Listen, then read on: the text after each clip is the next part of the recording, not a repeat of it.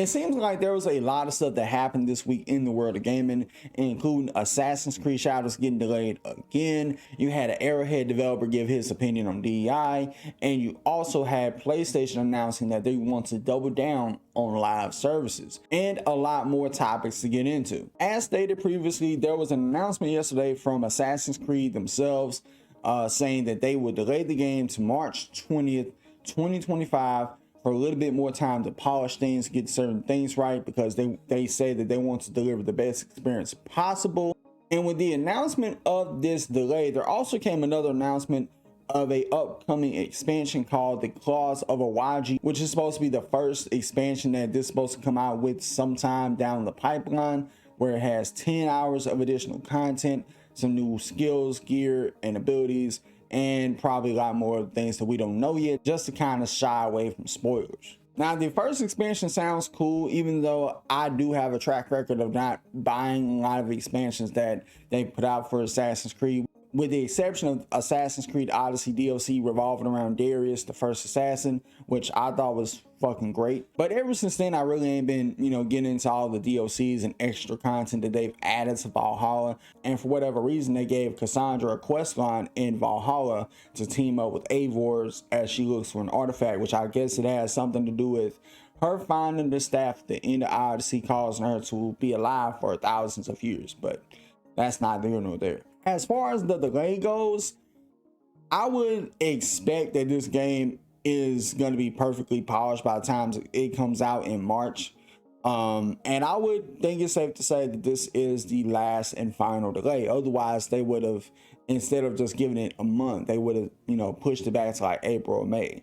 But even then, like, if they were to somehow do a third delay, which at this point I can't see how it would be possible, then a lot of people are going to be more and more worried just what the state of the game is at this point.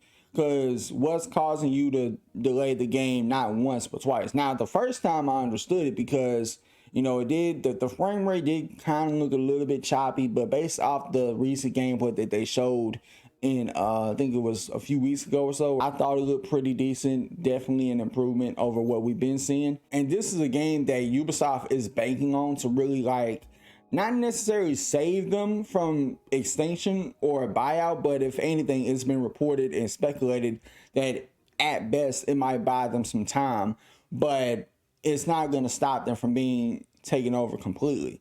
And if this somehow bombs, which I have spoken about in length recently, and the only way I can see this bombing if it sells less than 5 billion copies, which I can't really see it do at this point, considering the track record of Assassin's Creed, especially with these RPGs recently. If it does happen, expect heads to roll, expect people to get fired, laid off, and honestly also expect Ubisoft looking into outsourcing or selling their IPs completely to a competitor that could probably take and revitalize these franchises. According to the CCO of Arrowhead, they spoke out recently against DEI. If it doesn't add to the game experience, it detracts, and games should be a pure pursuit of amazing moments.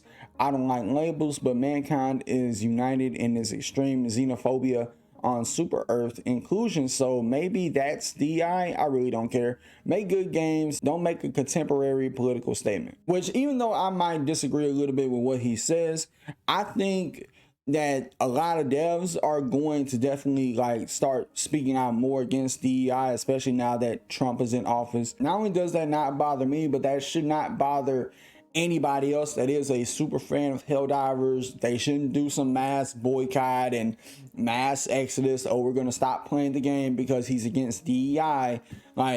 No, I don't think you should stop playing the game just because a developer said they're against DEI.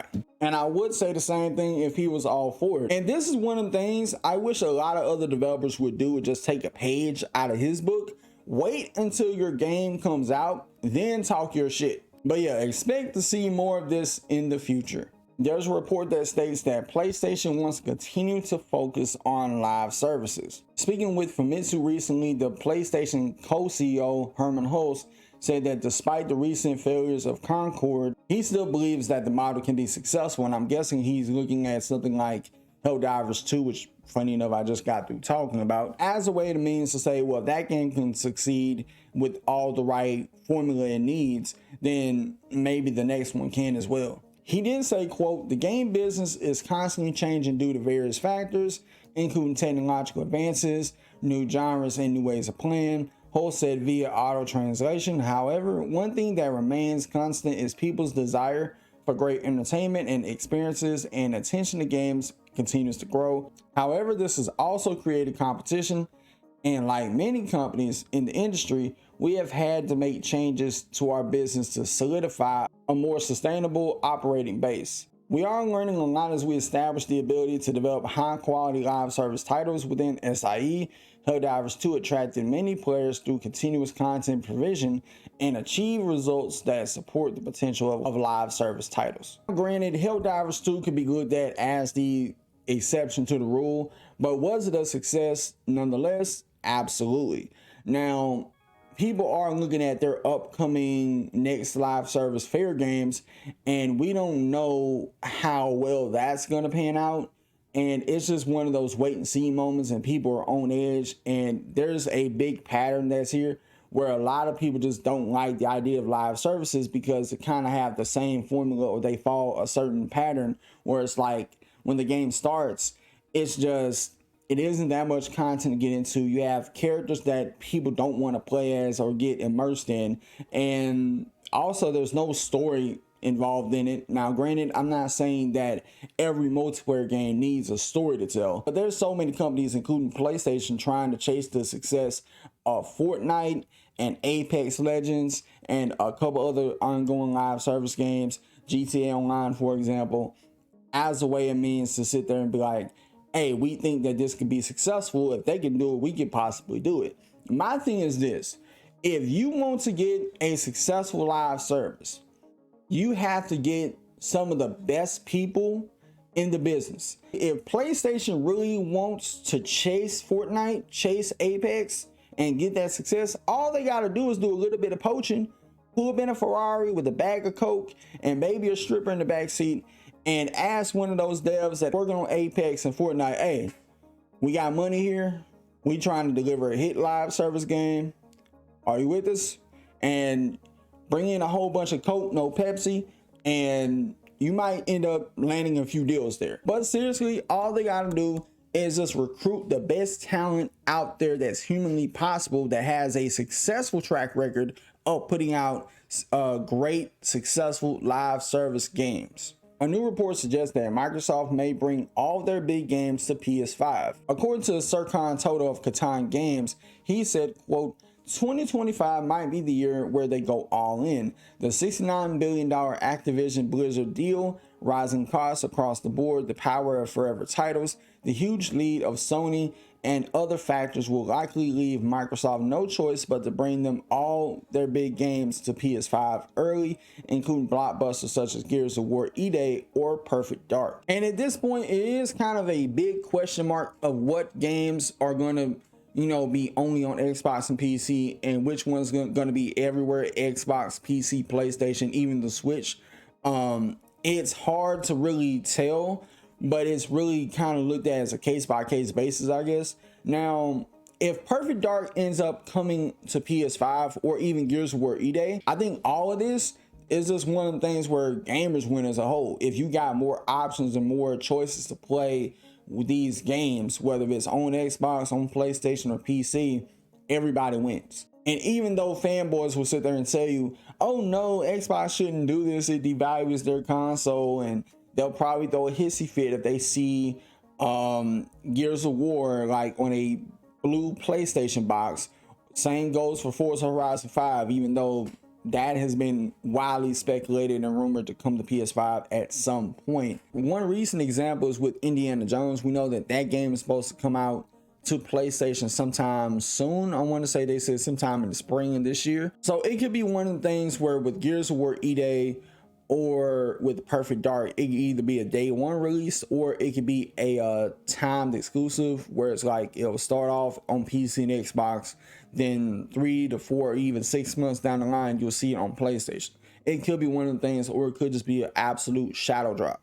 And this would also make PlayStation fanboys jump for joy and think, yay, we get to play your games. I got some bad news for you PlayStation fanboys. If you think that you're just going to be able to play Xbox games and they're not going to be able to play PlayStation games, I mean, they kind of technically already do, honey, you got a big storm coming. If we see Gears of War E-Day and Perfect Dark on a PlayStation console, then best believe they're going to try to get God of War Ragnarok or even Spider-Man 2 for that matter on Xbox.